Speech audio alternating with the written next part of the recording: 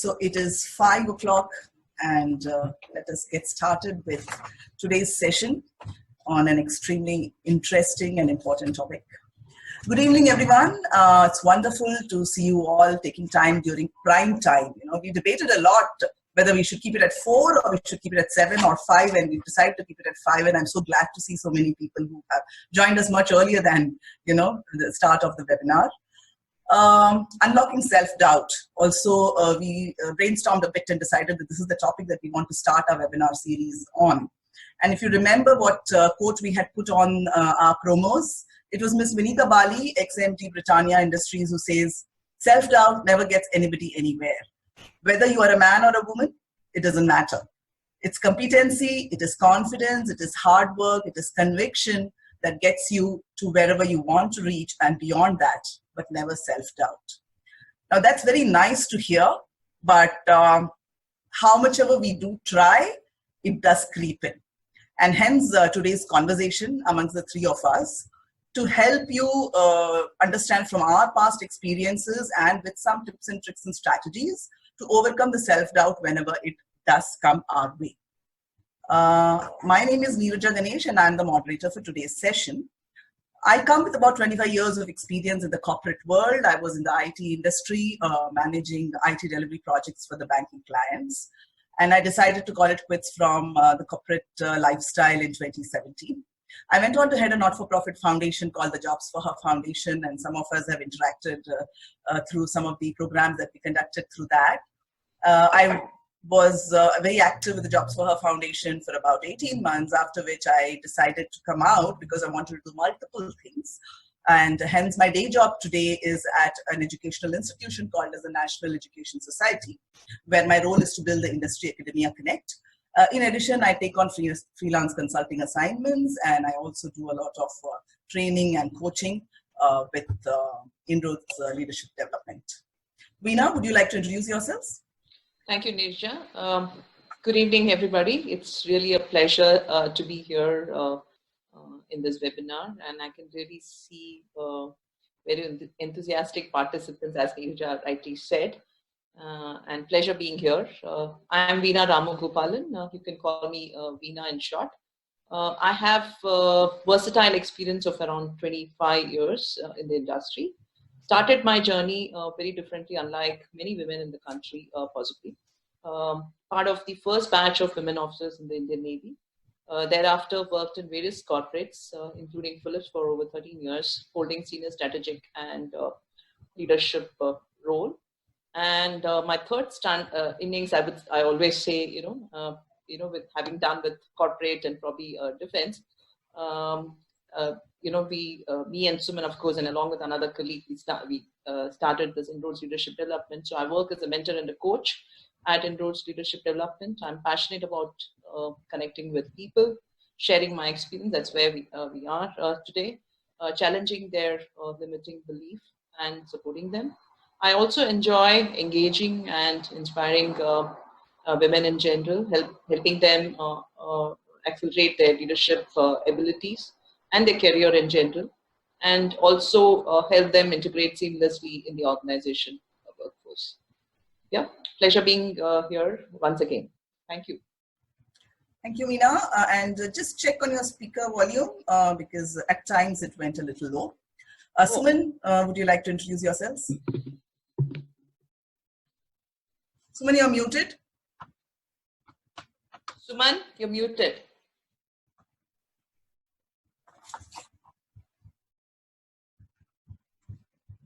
Suman, you need to unmute. Veena, can you unmute Suman?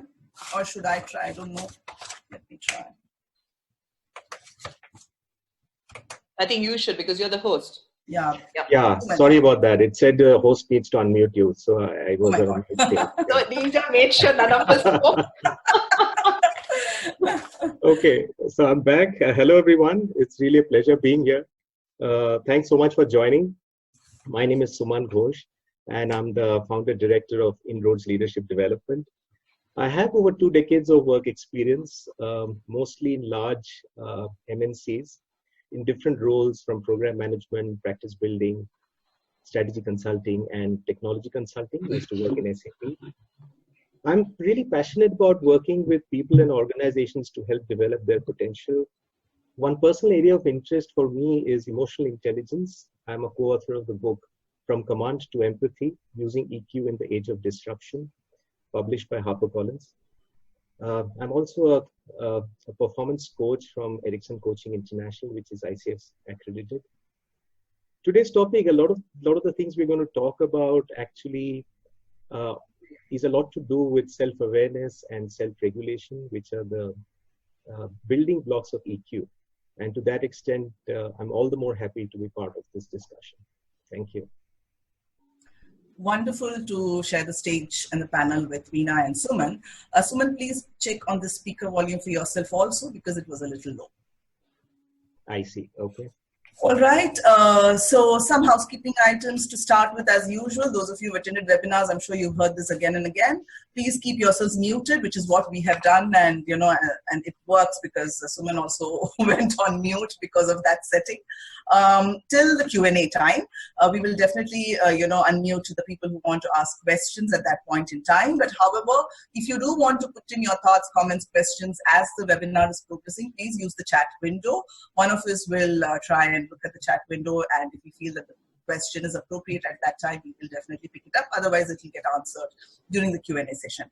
However, those of you who, and all of you have filled the registration sheet, and we had asked you for a couple of questions around your expectations from this chat, as well as certain challenges that you may have faced or what you have done to kind of overcome.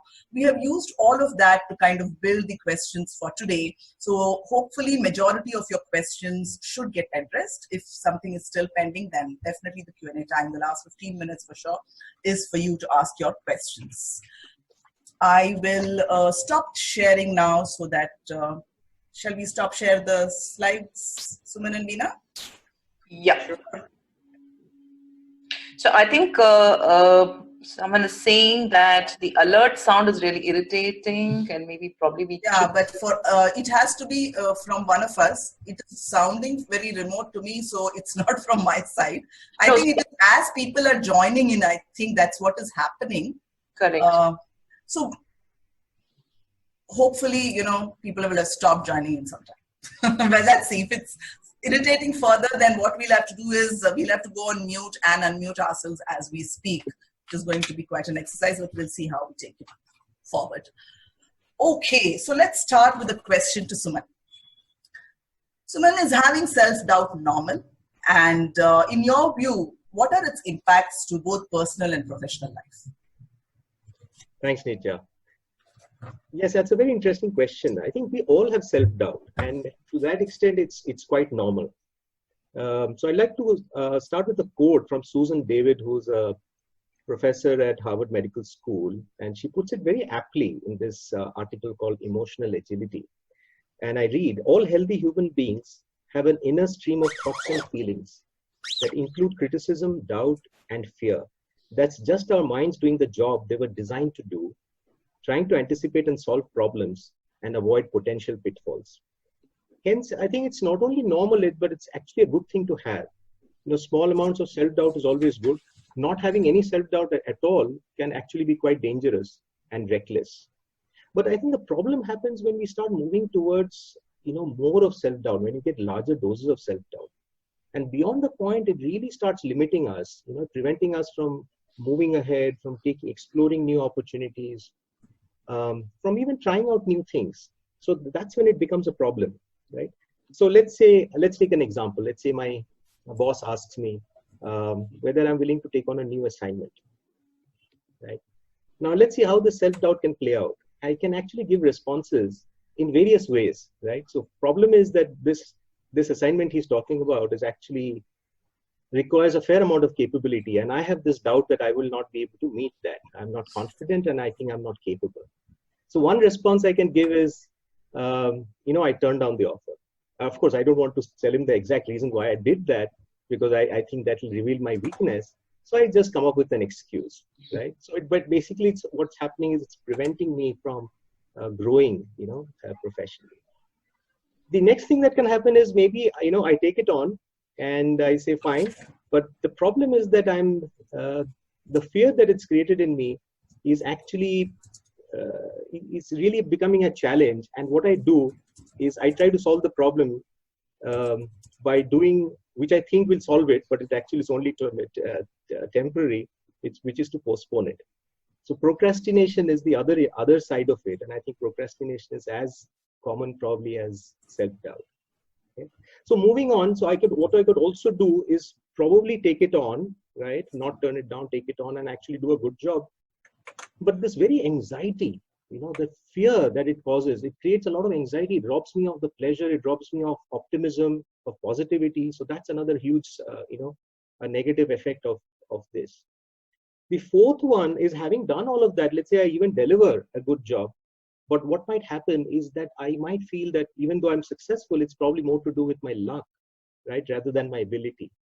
And that's also, that can also happen. It's almost like I'm an imposter, and I think we'll talk about imposter syndrome going forward.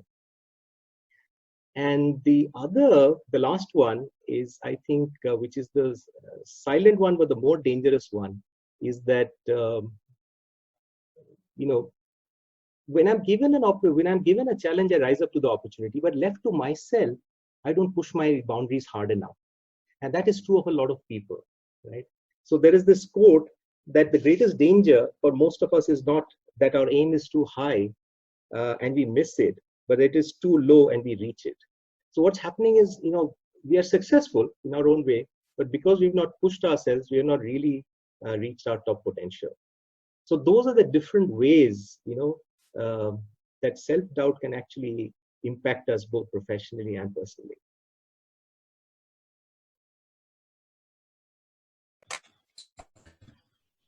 Okay, I know that the chime sound is disturbing, and I'm not sure whether we want to try altering the settings now, given the webinar is already on. Veena, you're muted.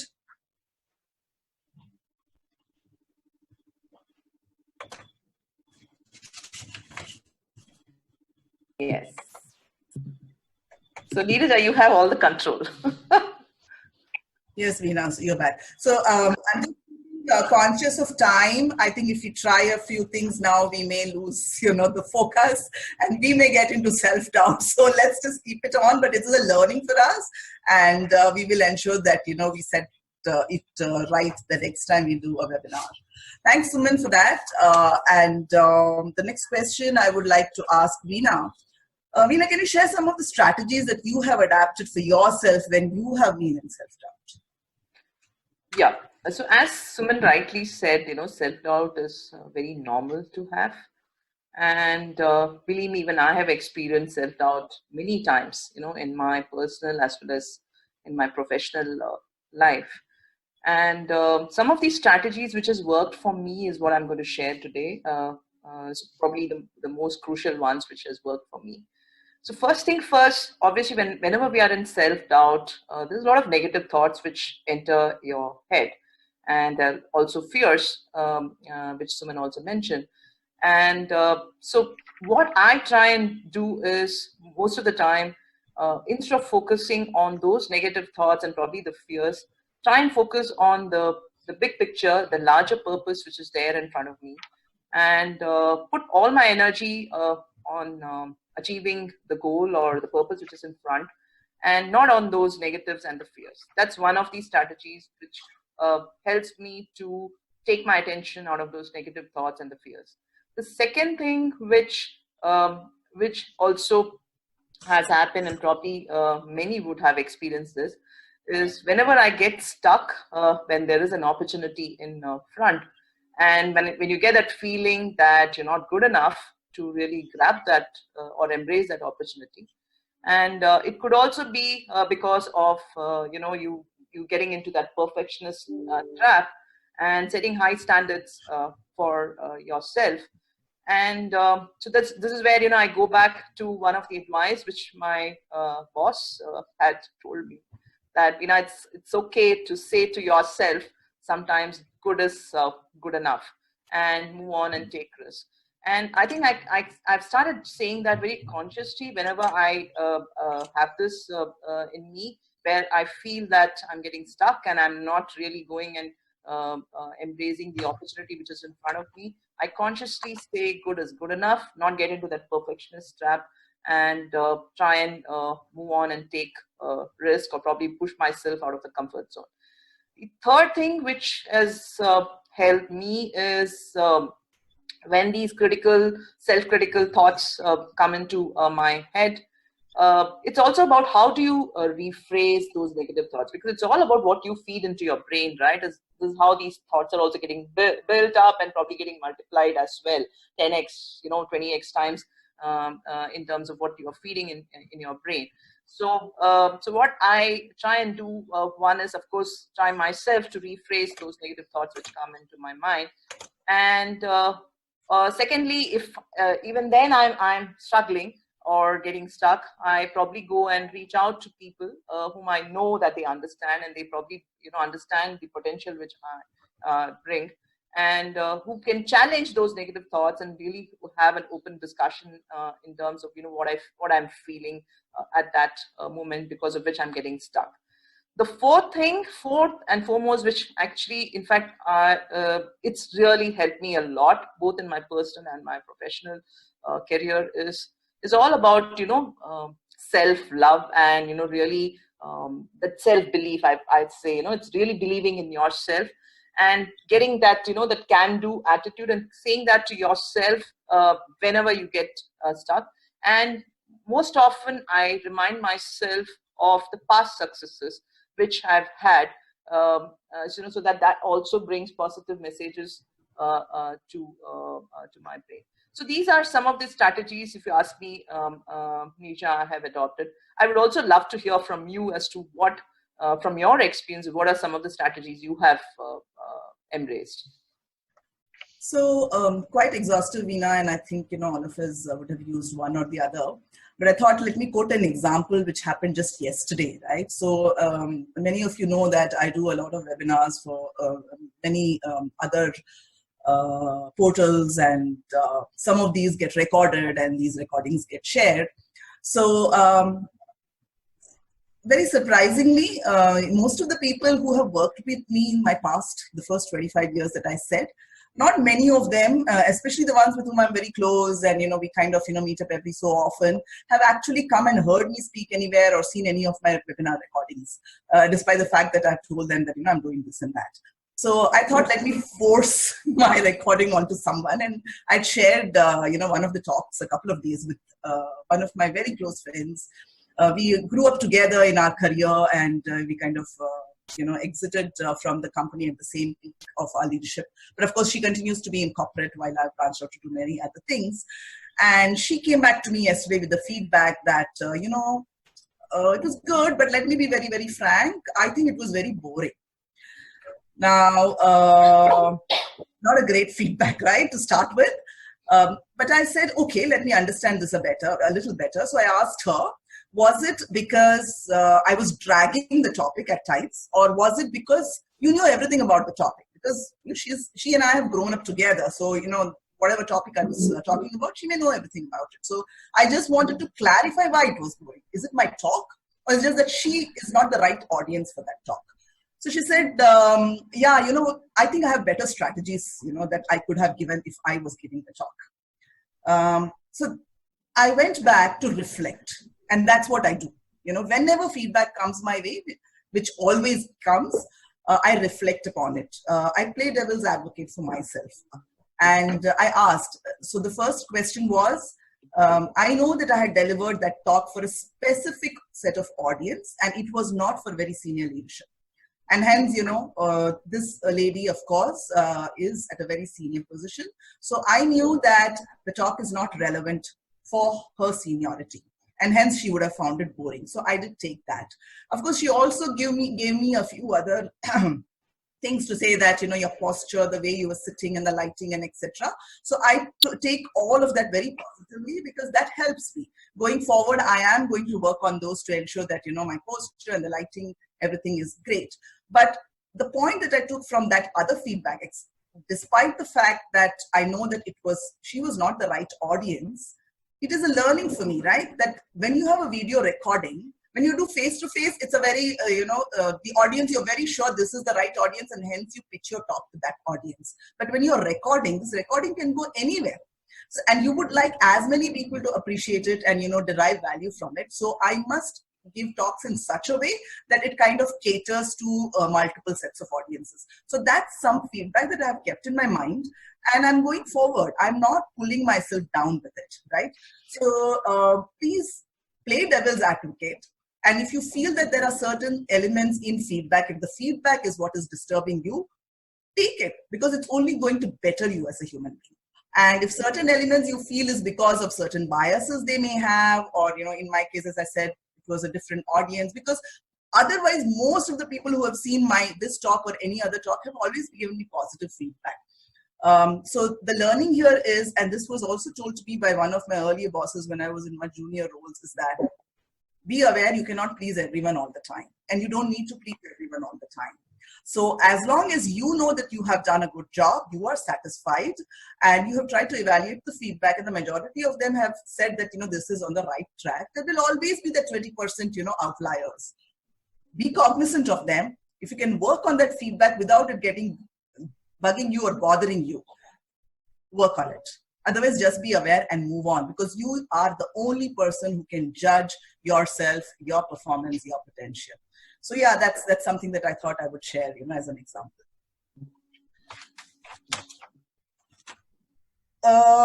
Next question also is to Veena. So from your personal experiences, especially having coached women, okay, so we have a large, population here who have joined us who are women. Do you think women struggle with self-doubt more than men? Yes, certainly. Of course, we have Suman and many other male folks as well in this audience. Certainly from my own personal experience and what I have observed in terms of coaching many women. I think there's some other background sound which is coming. I don't know who needs to go mute. No, it's fine. Go ahead. Yeah. So from my own personal experience and also coaching many women, I have noticed that we as women, a lot of times we underestimate our own abilities and also possibly the performance in terms of whatever we get or we deserve, and this actually impacts the confidence level of women in general. This is what I have noticed, personally in me, as well as probably in many women I've coached.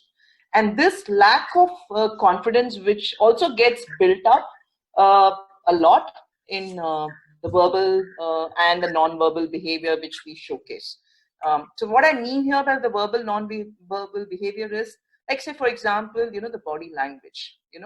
What is the body language which you show when you are probably in a meeting room, or probably you're having a very important discussion, or it could be as simple as probably the interview. So what is the kind of body language you have, the tone of your voice, and it also the choice of words. So there is also, I'm sure many women would agree with me that, that a lot of times, there's certain wrong choices which we make in terms of the words which we use when we are probably communicating either through email, or it could also be in spoken language, which actually undermines the confidence level. At least that's a perception, even though you might be a very confident, sometimes the perception also gets created that way. And the other thing also I've noticed is in terms of the body language, or even the another example which I would like to quote here is, like most often, obviously, women being in minority in the professional world, especially as the women are growing in the career ladder, you'll find that when you enter a meeting room where you see that you have only men around, and how often really do you really see that a woman walks in and really probably occupies the most important seat at the table? Yeah. So in fact, when I do coaching, I say to women, it's again, this is again the body language which you are actually displaying, which also gives a wrong perception to the people around in terms of the confidence level which you have. So most often you'll find the woman is occupying a seat which is probably very invisible and in nature, and where she cannot probably make much of an impact in the discussion. So it's important in terms of where do you sit as well when you are in the meeting room, because you're going to be surrounded by mostly men when you are especially growing in your career ladder. The other issue, which I think is one of the disease even I was suffering from, I always call it as, disease of perfectionism, because of which, again, typically a woman would lack courage to try new stuff. Yeah. And unless and until she has really done everything to the, the last dot or, the last T, she's not going to try the new stuff. So that's another problem. And this is also going to take away, the opportunities which come in front of you, because you're going to get stuck with what's there in front and make sure that, everything is perfectly there and the other things are going to go away from you. And it's also, we don't really answer sometimes, it could be as simple as, now you may say, perfectionism, where can you get stuck with that? It could be as simple as sending an email, many times. It could be probably a 2-liner mail, 3-liner mail. In fact, I had a team member in my team back in my corporate days, where she was a woman, and she would actually check, double check. Of course, I'm not saying you should not do self-review when you are sending an important email. But she would do check, recheck multiple times, and she'd be sitting over that small email for a longer time, where it should actually, not take probably not more than 5-10 minutes max. So it's again, probably the self-doubt in you, or the perfectionism which is running in your the trap which is there. You've got stuck, because of which you get stuck. And I always say perfectionism sometimes can also be another confidence killer for women. The other thing is overvaluing expertise. There again, I have noticed many times when there's an opportunity, or it could be an assignment which is given to you, or it could be a new opportunity which comes in terms of probably global roles or any new roles which you have not done in the past. And believe me, most of the time, when this such opportunities get thrown open, the woman is going to evaluate herself first in terms of all the the KRs which is listed down in terms of that job description, or it could be in terms of the new assignment which is probably she's never done in the past, and see whether she really knows 1, 2, 3, 4. And it's not just about knowing; it's also about really, are you an expert level in all the areas to 100%. And unless and until you're there, only then you'll probably go and apply for that opportunity, or grab that opportunity. So so this deep down, when you think, I've always questioned as to why very often you'll see that the gender is playing a role in terms of self-doubt and the confidence level in women. And it could also be cultural, in nature. And many times also the environment also plays a role in this, and also obviously the biases and the stereotypes. And of course, the life experiences which she has experienced or she's been exposed to. So if she's not experienced in her life, where she's able to take up challenging things, because most often at home, when it comes to anything which is very challenging, it's the boy at home who will be also expected to, go and do that. It's the girl is said, okay, fine, you need to be probably in a safe environment, and you need to be protected and all that. And so hence, even the life experiences which you have can also, bring in a lot of confidence, bring in low confidence and also the self-doubt in her. And in summary, I would say actually, women are capable. I mean, if you ask me, most women, I'm sure all of us, even in this webinar who are there, all women are capable when it comes to capability. There is no doubt about that. But what holds them back often is, in terms of the choices she makes, which comes in front of her. And most often, we let go of these choices because of this self-doubt or the confidence level which is playing in us. Yeah. Neeraja, maybe it's good idea from your perspective, what are some areas, since we spoke a lot about whether self-doubt does exist in women, maybe it's good, since you also, I know that you're coaching and mentoring large, population of women. And what are some of the areas where, you see that women express self-doubt? Is it related to a particular area, or in general they express self-doubt? Neeraja?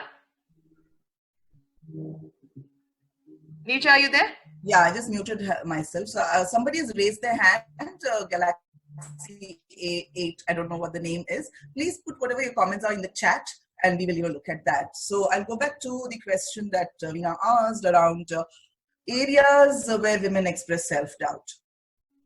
First of all, low on confidence. And when is a woman low on confidence? Definitely, of course, things are changing today. Today's freshers, college grads are definitely, much more confident than what we were.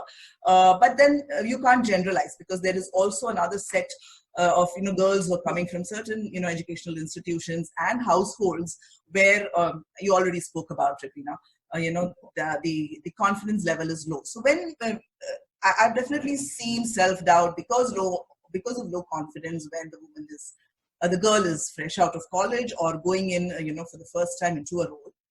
A large population of women who have taken a career break and want to restart. Oh my God, I can't imagine whether they work for 1 year and took 2 months off, or whether they work for 10 years and took 6 months off, or they work for 10 years and took 10 years off. It just doesn't matter.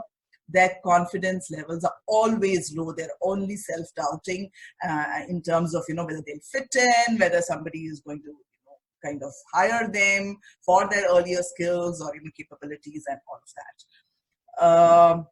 New roles in company, lateral moves to a different kind of, a role altogether. Or I think to generalize, when the person is not in a comfort zone. Now, are you going to ask me whether, other genders don't feel the same? Well, that's for something we can always ask Suman, about his experiences. But what I sense is that women definitely, take on doubts more than men. Even if a man is in doubt, there are ways and mechanisms in which he doesn't necessarily show it. He's able to cope with it. But I see, most of the women, when they are not in their comfort zone, exhibiting a lot of self-doubt, because of which things even go worse for them. So that's one. Secondly, when the woman doesn't get the response or the encouragement or the feedback that she is expecting, like the example that I quoted for my previous answer, right? Now, why was I expecting a feedback that how it was great? Because most of the times that is the feedback that I have got. So it kind of took me, back when she said it was boring. Right? It was very strong feedback. Now, so in your head, you already, assessed yourself and you felt this is where I am and this is possibly the feedback that has to come my way. And when a very different kind of a feedback comes, after that, it is a, journey of self-doubt, not only for that particular situation, but for every situation after that. So that's the third one. Of course, in a setup where, she is in a very different, it's in a diverse situation where she's the only woman, or, when she's kind of gone on site and, she's the only Indian amongst, many foreigners. So when she kind of is very unique in around the table and there aren't people like her because of gender, because of nationality, culture, or whatever. So that's also another, time when self-doubt creeps up. Of course, if she's already encountered some failures, and failure is a very hard, word. I'm saying not something very positive that has happened. She's tried something earlier and it didn't go the way that she wanted. Then, the self-doubt continues forever. So yeah, these are some of the situations that I have seen where, when women kind of exhibit self-doubt. Thanks, Neeraja. So maybe building on to, what you just responded and what we also heard from Suman, which was on the imposter syndrome, because we also had from, the people who have registered in this webinar, some questions around this topic. So what's your view on imposter syndrome? Okay, so... and how is it related actually to this topic which we're discussing? So the term is very interesting. I got to know of its definition, just a few months back. So for those of you who have probably never heard of it or don't know that it is called imposter syndrome, I'll just explain that a little. It is about a feeling that one has that you really don't deserve the rewards that you're getting, the promotions you're getting, or somebody comes and says, hey, you've done a great job, and you feel, no, maybe I've really not, done it. While everybody else is saying, you're great and, you've done a fantastic job. So you feel that you are an imposter. You're faking it. Maybe it's not real. And at some point in time, the other person or the rest of the world will get to know how you faked it, and then things are just going to go haywire. So that's kind of a crude definition of imposter syndrome, and it's always there. I think it's there for many people, but it's definitely there more for women. And again, I will highlight it with an example. So a couple of years ago, somebody approached me and kind of said that they want me to be on the jury of one of the innovation challenges that is happening across the globe. And who's running this innovation challenge? It is Massachusetts Institute of Technology from the USA. Now, my first answer was no. I didn't speak it out, but in my head, that's what it told me, that no, how can you be on a jury of an innovation challenge, a global innovation challenge? What do you have to kind of, go and sit at that table? But I think I've kind of, learned it and, prepped myself. So I didn't say the no, and I said, okay, let me get on with it. And then I kind of forgot about it. And after 2 days, they came and asked me for my bio, my picture. And then another 2 days later, it was on their website. It was on their social media. And I just kind of didn't know what to do, because I felt now the whole world is going to, come and, ask MIT, how do you decide on the jury members? You put somebody like a Neeraja on a global innovation challenge. And I just wanted to hide myself somewhere. But you can't, right? Because it's online, social media. So wherever you hide, your picture and everything is there. So I said, okay, and now I've said a yes and everything is out there. Let me go ahead and do the job. So I did, review all the applications that came my way and gave the rating. And with every application that I was reviewing, I said, Neeraja, I don't think you should be, judging these, because what great, phenomenal work all of them have been doing. So this is what is imposter syndrome. When you don't feel that you're the right person, or, something has happened and you don't deserve. And at some point in time, people are going to know about it, and, the reality, which you believe in your head, the reality is that you're not good enough, is going to show up. But what did I do? That feeling is not going to go away. But I said, let me cope with it. If I have been given this responsibility, which is to review applications, find out which is the most innovative product or service or startup, I did a lot of reading, a lot of research to understand how does one, score innovation.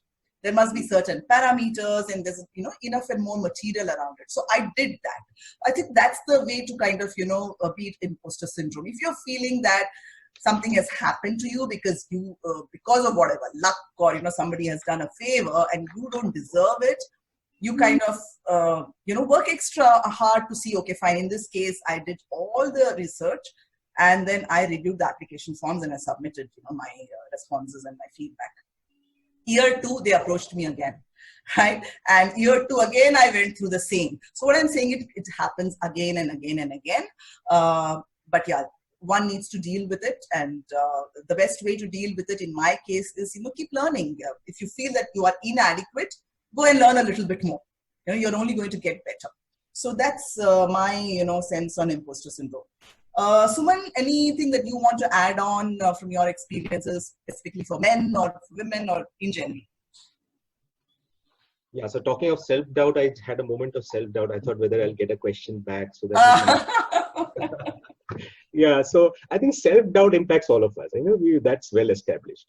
But imposter syndrome, does it impact us? I mean, at least for men, I know very few men are aware of it, and myself included. Interestingly, as Veena said, few of the people in this webinar itself wrote about imposter syndrome. And that's when, I went and checked it out. It's very interesting. There's a lot of research that's happening. Now, I'm saying that, okay, men are not aware of it. Doesn't mean men is not impacted by it. I don't think so. Because fundamentally, it's about, this feeling that I'm inadequate, and the feeling that, maybe I'm a fraud. That's a very powerful term. But I think to some extent, there is some research which is happening. In fact, the word imposter syndrome started with an article which was written about women. Okay, so somehow it's got associated a lot with women and not so much with men. But I'm sure elements of that is there in men as well. And one of the reasons could be is that it is a lot linked to perfectionism that we talked about earlier, Veena spoke about earlier. So it's not about being capable. It's about if you're trying to hit a mark which is really very high, about being perfect, that's when this syndrome grips you even more. And that probably explains why the most successful people have actually imposter syndrome. And that was a real revelation. I find it fascinating that one of the most successful people, most powerful people, and the most successful women and men have actually suffered from imposter syndrome. So much so, I came across names like Maya Angelou, who used to suffer from imposter syndrome, right? Michelle Obama, who would think about Michelle Obama having imposter syndrome, right? She was seen to be one of the most powerful women. And amongst men also, including Neil Armstrong, who went to the moon. Now, if people like that have imposter syndrome, obviously there's something playing out there. Wonderful. So it's there with everyone. That kind of gives some relief that you're not alone. And really, when I've read so many books, especially the one with Veena and I read on Apurva Purohit's. So it's there for everybody. So that's the only thing I would like to tell all the audience is that, don't worry, you're all going through it. But Neeraja, maybe I would just like to add, since we're talking so much about it, and that perfectionism and not being ready is where, this syndrome comes and you feel that you're playing a fraud there. And, what probably, we've heard many times, a phrase where people say, right, fake it till you make it, So, yeah, so like taking the example which you just shared, in terms of that innovation challenge which you had to review. So probably, yeah, I won't say you were faking. Yeah, you did prepare to fake it in terms of, you're calling yourself an expert sitting there in the panel and reviewing those people. But then I think that's an important skill to develop, if you feel that you're not there, so at least prepare yourself that you're able to fake it, till you make it. Yeah, I know. We've heard that, yes. So, I'm conscious of time. We are at 5:41, so we'll ask the last question to Suman, and then I've already seen some questions on the chat window, so we will take those on. So there's this thing called inner voice. I'm sure, inner voice talks to us every time, every moment. So Suman, I'm sure your inner voice talks to you too. And it criticizes and stops us from taking, bolder steps. What's your view on this? Okay, so I'm also trying to be conscious of time. Keeping that in mind, let me try to keep that short. Yeah. So we can call it inner voice, but I think it's more of an inner critic, Seldom has my inner voice come and told me, Suman, you did a wonderful job. So why don't you stop working and go out and meet your friends and go out, have a good time, right? It's not like that. In fact, when I do decide to go out, my inner voice tells me, aren't you being irresponsible? And there goes my outing, right? So this inner voice has this fascinating thing of constantly and I think that's biological. That's the way to actually protect us, right? So it's always looking at it from a very negative point of view. So it's good to have an inner voice, right? In the beginning, we talked about how self-doubt is a good thing in small doses. It's good to have that inner voice. But the problem is that when this inner voice starts, becoming very repetitive, I think we have to be very cognizant of this inner voice. I think that itself is the first step. We have to be mindful that there is somebody talking to us. Okay. And the questions we need to ask is, what is the tone of this voice that's talking to us? Is it really repetitive? If it's playing repetitively in your head, then you have a problem, right? And we have to address that. And we are mindful of it so we can come out of it. Is it being too pessimistic? Is the tone very anxious? Is it focused too much on the problem, or are we also talking of the solution? Because the mind is a very powerful thing, and the more this inner voice becomes more repetitive, pessimistic, the bigger the chances of us getting trapped in it. Okay. So very quickly, what can we do about that? One is, as I said, be mindful of the inner critic. That itself, I think, is a first but very important step. Focus on the positive, not the negative, right? When somebody says, if my boss says, hey, can you think of this? Why don't you take up this role? Focus on the opportunity that is giving me rather than the challenge that is posing for me, right? It's again the way you process it in your head. The other thing, which is a great joy killer, is stop comparing yourself with others. Easier said than done. We always tend to compare ourselves with other people, but I think that's a big, very, very powerful one. The question is not really whether you're better than somebody. The question is, are you better than yourself, what you were maybe a month back or a year back? I think that's really our challenge, right? Are we constantly improving? And the other thing which I'm tempted to say is, because this links directly to EQ, and it's about emotions and decision making, is, are you being rational, or are you rationalizing, right? So very quickly, a personal story. So years back, I was given an opportunity to go and set up. It was one of the great opportunity. I was in IT to set up offshore delivery center in a different country, in a remote country, in a very exotic country. And the moment I heard that, like you said, Neeraja, right? The immediate response was no. The complete panic attack, right? And then I basically gave it a lot of thought. And then what did I do? I declined the offer. Now the point is, if I rationalize, okay, at that point also I rationalized. It's very easy to rationalize. Our brain is a rationalizing mechanism. So you're constantly rationalizing with whatever is the decision. Now, since my decision was not to go, I rationalized that was the best thing I did. Okay. So the point I'm trying to make is, just overthinking doesn't help, because you will rationalize whatever you've already decided. There's a beautiful saying, the rational mind is not so good at being rational.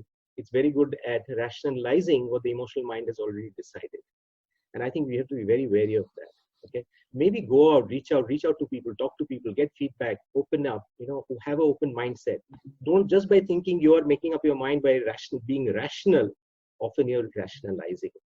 Okay, so I'll end there. Wonderful, Suman. Thank you for that. So let me take some of the questions which have come here. We'll see how much we can in the next 12 minutes or so we have. Chanchala, and I think there are many other questions on similar lines. So we will take this one. And Suman, I would want your view on this.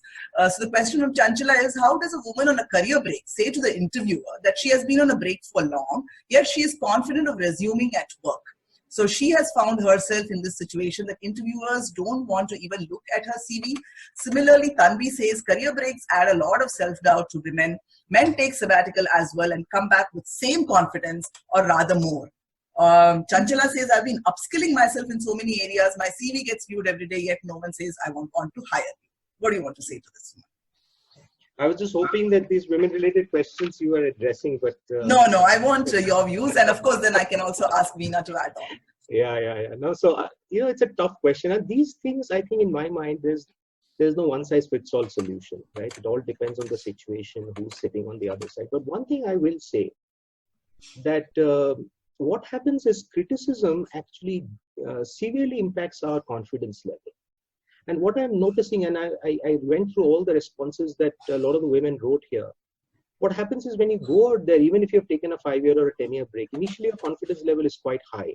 But let's say you miss out, you don't get an opportunity. Let's say you've done a few interviews and nothing seems to be working out. That's when your confidence hits very quickly. Okay, and the moment your confidence is hit, it actually shows up in our body language. It shows up in the way we speak. Basically what Veena was initially talking about. So again, I'm saying that capability is not a problem. Okay, I'm saying in general, there could be instances where capability could be a problem, right? I mean, if the break has been very long, there could be genuine reasons why the other side feels that this person may not be the right fit, or maybe this person needs to do a restart kind of thing to even come up to a certain level. But those aside, I think capability is not the issue. It is also about the confidence that we project, right? And which is very important. And often we don't realize, how important this body language is. But when we are talking, it instantly comes out to the other person, because the other person is only trying to assess how confident will this person be, whether she'll fit into the job, right? So that's all I have to say. I'm not trying to sugarcoat this, and I know this is difficult. It's something men cannot empathize with because we don't take long breaks, but I can completely empathize with women who come after long breaks, and I don't want to kind of undermine that. But my only 2 cents would be keep your confidence level high. It's okay if you've given 5 interviews, but don't let that dampen your spirit. Thank you, Suman. So there is this question from Kripa. Veena, maybe you can answer that. Even though women are well equipped to work, more than self-doubt, family support or doubt is more. So what I'm understanding of this is, the rest of the surroundings are doubting, more than, what she herself doubts. So how does one handle that? So actually, it's a very good question. So in fact, when I was discussing about this when Neeraja asked me about self-doubt in women, which I said it's also cultural and the experiences, probably environmental, and also some of the conversation which you have at home can also, influence this self-doubt. So maybe even so what I've understood, Neeraja, the question is self-doubt. Probably this woman doesn't have, but the family has a lot of self-doubt. Yeah, right? Exactly. So I would just go back to my own personal experience and share my story in terms of this. How did I handle this? So when I was joining the first batch of the Navy, so it was compulsory for us to actually pass the swimming test. Yeah, and I've never done swimming at all in my life. Probably because my mother was too overprotective about me and not sending into, because she thought I'll drown, right, if I get into a pool or something like that. So when I was in the academy in my training phase, so whenever I used to call my mother, and she very well knew that I've joined, even though she was very upset that I'm joining, Navy. And whenever I used to call, so first thing first, she'll ask me, so did you go for swimming class? I'll say yes. So he said, you know what? Even if people are forcing you, don't enter the pool. So I'm like, I used to tell myself, look, yeah, what kind of a mom? She's not even giving me the confidence, or probably, boosting my confidence in terms of encouraging me to do this. Rather, she's actually discouraging me. So this is, what I have understood is that, your parents probably are trying to say a few things, especially when it comes to a woman or a girl, because they are probably overprotective or protective about you, and because of which they might also, use some language which can say, feel that, that they have self-doubt in terms of what you can achieve. But I think it's important, and I will relate it to what I had shared, and probably Neeraja had shared, and what Suman also said right now, is about how do you give them the confidence that, don't worry, everything is going to be fine. So it's very important that, you have that conversation and, show that confidence to the people around you that, everything is going to be fine. And the same mom of mine, believe me, she was so proud during my passing out parade when I came, and because I wouldn't have got, probably, had a passing out parade and, won a stripe in the Navy if I had not cleared swimming. So same mom was very proud that I did that. Right, so it is about showing the confidence to them. Everything is going to be fine, and you'll be able to manage. So I think that probably works. One of the tip I would share here. There will be self-doubt, because I think sometimes when you go back to the roots as to where it is coming from, it could be also from the typical stereotypes which we have, that girls should not do this, women should not do this, So I on a day-to-day basis, I keep having this conversation, with my husband as well. When it comes to when you're boarding a flight or taking a flight which is going to land very late, so every time I cannot expect my husband to be coming there and picking me up, right? So the only thing which I give him the confidence is not to worry. I'm not going to do something very crazy and stupid in terms of and put my security at stake.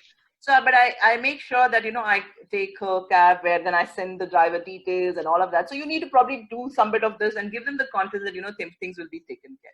So sometimes that self-doubt does come, but then you can't stop yourself from doing things just because. And I've also heard, in fact, I can share many stories around this, where, a girl once, when she had an opportunity, she did not take that because she said that, my parents will not let me travel.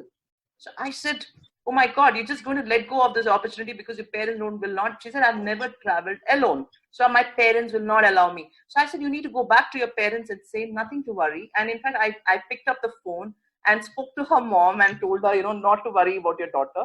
Everything will be taken care by the company. And she was letting go of that opportunity because her parents were not allowing her to travel. So this self-doubt will constantly keep coming from your families. And I think you have to take the bolder step and not, sway away with their self-doubt and stop the opportunities which come your way. Yeah, that's what I would advise the girls. Okay, that's great. So there's another question from Tanvi. It says, what is your experience of instilling self-doubt by female bosses? They do not allow their subordinates to grow. I'll just take a dab at this question. I know that we've heard of Queen Bee syndrome and women don't help women and things like that. Again, it's huge generalization and maybe a little bit of the past, because today everybody is, trying their very best. Organizations, men, women, everyone are trying to really look at a, gender diverse workforce, and hence there are a lot of enablers. You will have to really kind of check whether this is real. Is it she is stifling, or it's that, she's trying to really pull you out and say, get going. And I'll give you an example here. So when I was working in one of the companies, I had a mandate to kind of take on a team which was, isolated from the rest of the organization. So the mandate given to me by the management was that you are to kind of bring their entire team into, and build it and merge it with the organization. And when I went to that team, the team members said that, nobody looks at us, nobody cares for us. We don't get any opportunities, in this organization. So as part of that, what I did was, there used to be monthly town halls, and there used to be a couple of people from every team who would be given opportunities to do some important things in the town hall, be the MC, coordinate something. You just get a little more of visibility and start meeting more people around the organization. So I had given that opportunity to one of the girls who used to report to me.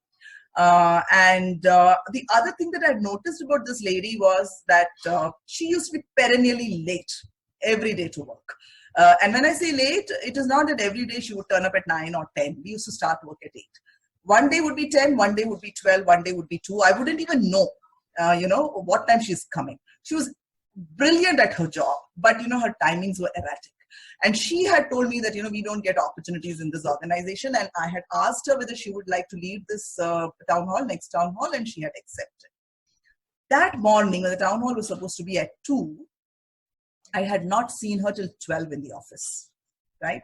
So I said, enough is enough. Now I want to really formally, discuss this with her. So I sent an email saying this is not acceptable. She turned up by 1. She saw the email. Of course, she was very unhappy, but then we didn't have enough time to talk. Town hall finished. She responded to that email saying that, I am the mother of a young child, and you being a mother, I thought will understand, what it means to come to office in the morning, managing home and the child, etc. And I'm really disappointed that you're not supporting me. So what I'm trying to say is, please review the situations that women who are going through to see, are you really asking for exceptions or expecting something from the woman boss or lady manager? Is it just too much? Okay. And that's why many times when I coach women, I tell them, you're going in position when you're going for interviews or, whatever, is not to ask, hey, what flexibility policies you have. Because if you want to grow in organizations and compete with men and other women, then you have to do exactly what the others are doing in terms of taking on challenges, maybe late hours, longer hours, and all of that. The flexibility, when it is required, that is when you got to talk about it. And hopefully by then you've proven yourself from the performance that you have given, that doesn't matter where you sit and, how much hours you put in, you still deliver. So my point is that, don't generalize. Maybe there are some women, and similarly, there might be many men who don't allow other men to, grow. But today, I think the support is quite a lot. Especially when, we do this, like Veena said, she called the lady's mother and said, please send her, so if you want to be out there, you've got to deal with everything. That's what I would really say for this. Now, let me look at the next question. We are at 58. So we'll take one question and then we'll close. If there are other questions which we have not answered, we'll continue to keep the WhatsApp group and we can have conversations happening. And if we feel that we need to, again, convene for another webinar, maybe we'll do that. So I'll take just one question. Let me choose the one. I'm keen to learn, how do you discipline self to achieve great heights when not doing a routine job? This is from Yukti. Neeraja, for me, you're the best example, so whatever. So I'm trying to understand this question. I'm keen to learn, how do you discipline yourselves to achieve great heights when not doing a routine job? Let me see if Yukti is there. I might unmute her so that we understand this question better. Trying to unmute you. Yes, Yukti, do you want to explain the question briefly? Yeah, sure. I would do that quick, Neeraja. First of all, thank you so much for the session. It's gone really great. My question to you is, when you are doing a proper 9 to 5 job or say corporate job, you would have certain goals set by the organization, or you would have set your career goals yourself. But when a person like me, if I do not have a job or say a routine job, how do you ensure that one, your health is taken care, you are disciplined enough to work out, you're disciplined enough to do a lot of webinars, you go out and meet, you do a lot of stuff which I always observe. So how do you time bound self or put self in discipline so that you have value coming out every minute you have in your day? Sure. Suman or Veena, would you want to take it? I'm just being cognizant of the time. It's an excellent question, but I think it will require a slightly longer response. So, it is 6 o'clock. So maybe, Neeraja, we'll probably stop it. We can take this answer offline if that's okay. Just trying to respect the time. It's exactly 6. Given that we started talking about it, if everyone's okay to kind of extend it by a couple of minutes, we still, I'm thinking that we should give some kind of a response. And I know it'll need a lot more, deep diving. Yeah, exactly. Okay. I'm okay to continue is what Neelima says. So let's maybe take another 5 minutes. Suman, is that fine? Sure, absolutely. 5 minutes is good. You want to answer the question? Are you asking me? When you are not in a routine, see, most of us, we feel that if we have a routine job, then, we kind of are forced to go and, get up in the morning, exercise, cook, get yourselves, dressed up in a nice manner that is, professional, go to work, etc. When you are not in that kind of a routine, Veena, you want to take it? Yeah, can I? Yeah, please. Take this question. So I think it's very normal what you're trying to say, but what is important is even if you're not in the 9 to 5 job, so it's not that you're driven because you're in the 9 to 5 job. So I want to really correct that phrase, So unless and until you're doing certain things in a disciplined way in the 9 to 5 because it's 9 to 5, there's something wrong. I think we need to go beyond that and really think as to what's the larger purpose or what are you trying to drive. So the moment you step out and probably take a step back and look at what do you want to achieve in your life. And so 9 to 5 could be one of the aspects which you would have thought of, doing at that moment of time in your life in terms of achieving larger purpose. So when you have left that, so how do you do that? One is defining what exactly do you want to do as from a larger purpose, not related to, probably, that you're staying at home. It could be a stay at home mom and doing something more, which is beyond, taking care of your kid. So do you have a clear purpose in terms of what are you trying to drive? That is the first thing which you need to probably write it down and then drive in terms of, what are 1, 2, 3, 4 things which I need to do to reach there. Then believe me, it could be even health goals. So you were saying, about how do I keep myself fit? How do I keep myself, make sure that I attend webinars and all that. So I think you need to write down as to what's your larger purpose or larger meaning you want to draw out of your life, whether you're at home or at, doing 9 to 5, doesn't matter. And then put down 1, 2, 3, 4 things, what you need to do to get there. And believe me, you would make sure that you have time for all of that. And in that, probably it's also one of the routine is probably taking care of your, child, or it could be cooking for your family, all of it. But then, you need to break it down and also look beyond that as to what is the purpose of your meaning in your life. So Neeraja, maybe you could add in terms of how you manage that. I could, but I'm seeing that, if we prolong this conversation, and there are many other hands raising and all of that. So we definitely will ensure that every question gets answered. We will think through, what is the best method of doing that. But as a closure, I think, I would really ask 30-second, advice as a closure to this, and let's make it to 30 seconds. Let me probably start. And let me also just keep this screen on. Are you seeing any screen share? Share. Okay. So my 30-second piece, advice, 2 cents, whatever you call it is, what's the worst that can happen? That's how I deal with any situation, right? What's the worst that can happen? If the worst, as per your mind, is something that you can deal with, you can cope with, it's not going to kill you. For me, the worst is something kills me. If something is not going to kill me, I will go ahead and do it. It doesn't matter. right? So you're going to, and of course it is different for different people. I understand that each one is in a different circumstance. So, maybe for someone, the job is very critical and, things like that. So just ask that question. If the worst that will happen that you think because of which you are in doubt is something that you can deal with, you can cope with, go ahead and do it. Veena, 30 seconds. Yeah, so I think we've discussed this quite a lot. I think self-doubt is absolutely normal. First and foremost, you need to understand that. And you need to understand it's a feeling. It's not a fact about yourself. I always say it's more of a feeling. It's not a fact. It doesn't define you in terms of who you are. And so it's important to paraphrase the inner critic voice which comes in your mind whenever you have self-doubt, number one, and stop downplaying, and shortchange yourself in terms of who you are, and focus more on your strength, and don't, make your self-doubt dictate in terms of, your next steps, or, probably dictate your in terms of the decisions, what you're going to take. So that would be my, the last advice. Thank you. Suman? Okay, so 3 things. One is about awareness, one is about thinking, and one is about doing. So awareness, be mindful of your inner critic, very important.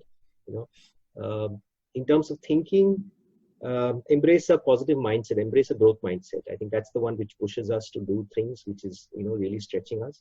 And in terms of doing, get out of your comfort zone. I'll stop there. Thank you. So you are seeing our contact details on the screen. We'll be, more than happy to kind of correspond with you. You can go to our website and, look for the kind of work that we do. We also have your, contact details, emails, and phone numbers. We would be happy to, kind of interact and see how we take these conversations ahead. Thank you all for staying on for longer. If there's any feedback, please do put it on the chat, and we look forward to engaging with you more. Thanks, Veena. Thank you, Suman. Thank you. Thank you. Thanks to all of you. Bye, everyone. Have a great Bye. week. Bye.